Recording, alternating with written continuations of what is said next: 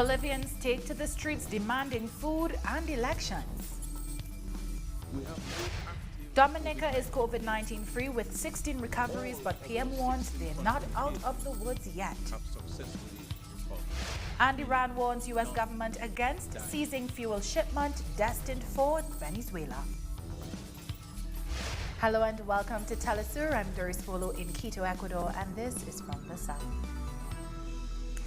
Protesters in Bolivia's indigenous city of El Alto on Sunday night blocked the main highway right now to demand food and democratic elections. The protesters are demanding that the de facto government steps down and allow the country to hold elections immediately. They have accused it of failing to address the social and economic challenges the people are facing due to the COVID-19 pandemic. Similar protests took place in North Potosi and Yapacani. We want to tell the president that they're killing us with hunger. We no longer have anything to eat. Yes or no, compañeros? For that reason, we want this quarantine to be lifted immediately. And we demand the resignation of Murillo and others, those who authored the coup. What we want is immediate elections. We, El Alto, are self-convoked. We are not being obligated to be here by any neighborhood association or anyone. We ourselves, because we are hungry, have decided to come out. That's why we are here. El Alto on its feet, never on its knees. Cuba's Director of Epidemiology, Francisco Duran Garcia, reported that the island has gone 4 days without new deaths due to COVID-19. With great satisfaction, I can announce we've gone 4 days without new deaths. While the risk still exists, if an effort is made, we can save the lives of patients who are infected with COVID-19 in our country.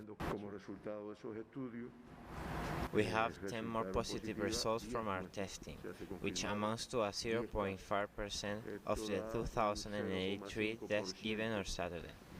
This is also the lowest percentage of infection so far. In total, we have tested 81,917 samples and diagnosed 1,872 positive cases.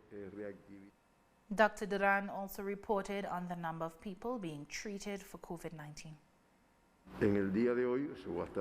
Today, or until last night at midnight, in our hospitals there were 1,048 patients admitted, 22 in observation, 730 suspected of being infected, and 296 cases. 3,242 are being monitored in primary health care.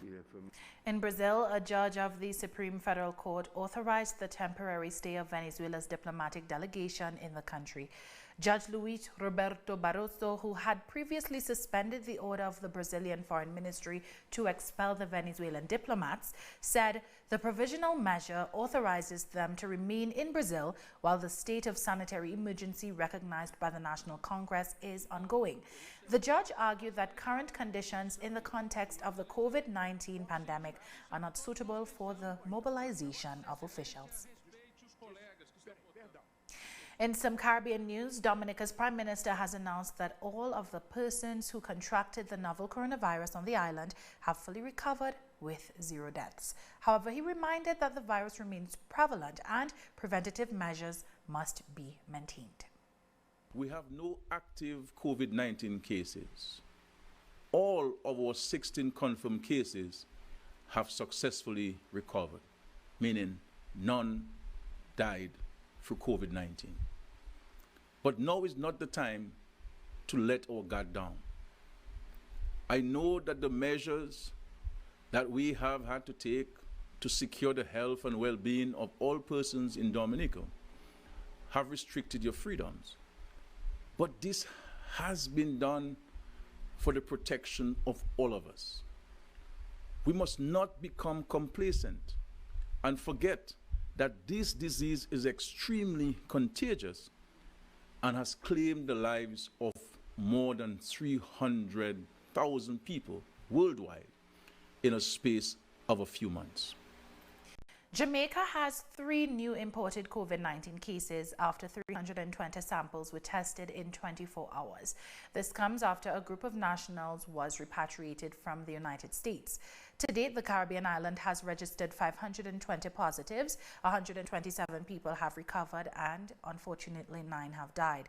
Meanwhile, a few measures implemented to halt the virus have been eased, including the reopening of bars and churches. Amid threats of sanctions from the United States and international concern over a political deadlock, Guyana's Prime Minister says he will accept the ruling of the Elections Commission on the March 2nd polls. The commission is on day 11 of a 25-day recount of the ballots cast. Whatever declaration is made by the chairman of the Election Commission would be regarded as legitimate by the coalition government. Trinidad and Tobago's Public Utilities Minister Robert Lahunt has stepped down. The now ex-minister said he resigned due to professional conflicts on policy positions, adding that the Prime Minister accepted the resignation on Saturday. Lahunt was appointed a government senator and Public Utilities Minister on August 31st, 2017, weeks after his initial appointment was revoked. This after it was discovered he had dual citizenship in Ghana, where he previously worked as a banker. He was reappointed after that situation was rectified. We'll take a short break now. Join us again in a minute.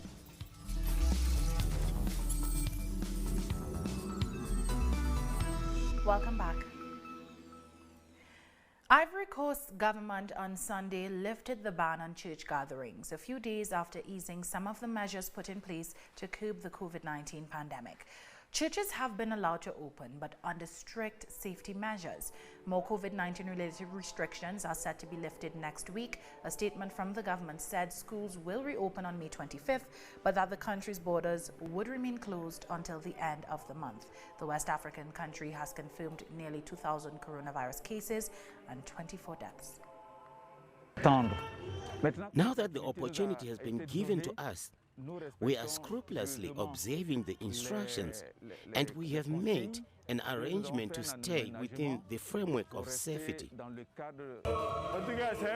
It's a moment we've been looking forward to, so let's give glory to God for that moment.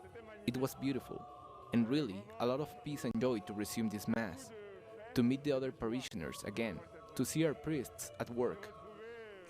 Tanzania's President John Magufuli says his government will next week begin easing coronavirus restrictions following a drop in the number of confirmed COVID-19 cases. President Magufuli said following the decrease in cases, the government is considering reopening schools and sport activities soon. The country currently has about 500 confirmed cases and almost 180 people have recovered, while 21 patients have died. The number of patients suffering from the coronavirus in our country has drastically dropped. For example, hospitals like Amana, which had 198 COVID-19 patients, dropped to just 12 patients today. Mulongazila had 30, but they are now 6. With this trend, if the current situation continues through next week, I'm planning to reopen our universities so that our children can go back to school. But also our sports events will resume, since sports is a big part of our lives. South Africa's Ministry of Health has said that the number of coronavirus cases in the country has surged past 15,000. This is after 1,160 cases were detected on Sunday, the highest daily number of new infections the country has reported in more than 2 months. The ministry also announced 3 new deaths, raising the death toll to 264. The governor of Somalia's 3rd largest city and 5 other officials were killed on Sunday in an attack by a suspected Al-Shabaab militant. The attacker rammed a scooter taxi into a car carrying Ahmed Musnur, the governor of Mudug province, and his security detail before detonating an explosive device. Police officials said an investigation has been launched into the attack and promised to bring the perpetrators to justice. 2 months ago, the governor of the neighboring province of Puntland was killed in a similar attack. Those killed in the blast include the governor of Gaokayo, along with 5 other government officials. And also, we have people injured. The blast is a huge loss for us. We swear in the name of Allah that those who were behind the attack we will not sleep in Galkayo town peacefully, not stay in it, and we will prevent them doing anything else they are now thinking about. A rocket attack on a building housing refugees in the Libyan capital Tripoli has killed 7 people, including a 5-year-old boy. The attack on the facility in the city's Fujnaj district late Saturday also wounded at least 17 people. It was the latest attack on civilians in the fighting between forces loyal to renegade General Khalifa Haftar and the UN-supported Government of National Accord, or GNA. Haftar's forces in April 2019 launched an offensive to wrestle control of Tripoli from the GNA. Political parties in Malawi have started campaigning for the forthcoming presidential election rerun. A coalition of 9 opposition parties held their first rally on Sunday in the commercial capital Blantyre, where they launched their bid against governing Democratic Progressive Party in the presidential election scheduled for July 2nd. The rerun came after opposition parties won a court case to have the previous election results annulled, citing irregularities. Staying in Africa, Benin held local elections on Sunday, with authorities pushing ahead despite the pandemic and calls for a delay. The Autonomous National Election Commission, or SENA, made face masks mandatory for voters and enforced social distancing at polling stations. In the economic capital, Cotonou, where most coronavirus deaths have occurred, officials worked to make sure the rules were adhered to. The West African nation lifted some restrictions this week aimed at halting the spread of the virus, which has caused 339 infections and 2 deaths in the country. The state has taken adequate measures, and when you come to vote, you take hand sanitizing gel, a mask, and then you go and vote. The government has taken measures to avoid contamination, which guarantees our safety. When the voter comes out, he takes the mask and the gel, then he passes and we check his name in the register. Then he passes and we give him the ballot. He will make his choice behind the voting booth. Then he will put the ballot in the ballot box. He passes now, and we give him the gel again to disinfect himself. We'll take one last break, so don't go anywhere.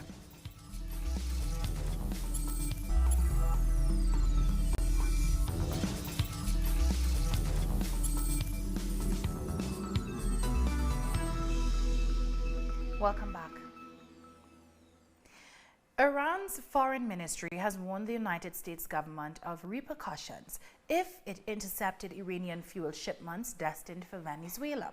The ministry said plans by the U.S. to block the shipment amounts to piracy and a threat to legal international trade. It added that the 2 countries are sovereign nations that have inalienable rights to trade with each other. 5 Iranian ships carrying petrol and other fuel products are currently on their way to Venezuela. Afghan President Ashraf Ghani and his rival Abdullah Abdullah have signed a power-sharing deal ending months of fighting. Under the new deal negotiated by prominent former and current political leaders, including former President Hamid Karzai, Abdullah's coalition will get half the cabinet appointments, and he will take charge of peace efforts with the Taliban in a new role as chairman of the High Council for National Reconciliation. We demonstrated that we are capable of reaching a reasonable solution without any mediation from our international friends. I have proudly accepted this mission, not as a privilege, nor as a position, but rather as an obligation and responsibility before God and people. Israel's Benjamin Netanyahu and Benny Gantz have sworn in a new government with 73 votes in favor and 49 against. For the upcoming 18 months, Netanyahu will serve as prime minister and Gantz will be alternate prime minister before they swap roles. This marks the end of 500 days without a stable government. The 3-year coalition deal says that from July 1st, 2020, the government can move to implement U.S. President Donald Trump's controversial peace plan, which is rejected by most of the Arab world, as it gives the green light for Israel to annex Jewish settlements and other territory in the occupied West Bank. Members of the Knesset, 73 in favor, 46 against, no sustained. I declare that after over 500 days of the crisis, Israel has an elected government finally. A sweltering heat wave hit large parts of Greece on Saturday, with peak temperature reaching 40 degrees Celsius. Meteorologists said the high temperatures will persist on Sunday, along with dust storms. The hot air inched the temperature 10 degrees higher than usual during this time of year.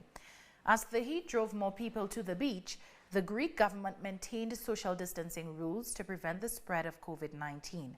They limited the number of people allowed per beach and requested parasols to be placed at a distance of 4 meters.